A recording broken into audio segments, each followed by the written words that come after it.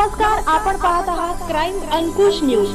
सामान्य नागरिकांना साथीदारांसह मारहाण करून दमदाटी करणे, जागेची खोटी कागदपत्रे बनवून गोरगरीब जनतेची घर जागा बळकावणे, घातक हत्यारांचा धाक दाखवून नागरिकांमध्ये दहशत निर्माण करणे यांसारखे गुन्हे दाखल असलेल्या मेहबूब दौला अब्दुल रजाक शेख उर्फ दौला कुमठे वय 50 याला 2 जिल्ह्यातून तडीपार करण्यात आले।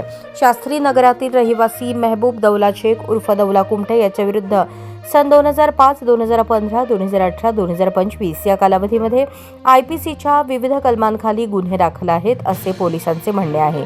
त्याच्याविरुद्ध MIDC पोलीस ठाण्याकडून तडीपार प्रस्ताव पोलीस उपायुक्त परिमंडळ सोलापूर शहर यांना सादर करण्यात आला होता। त्यात सोलापूर व धाराशिव जिल्हा येथून 2 वर्षांकरता तडीपार करण्यात आले आहे। चॅनलला लाईक करा, शेअर करा आणि सबस्क्राइब करा।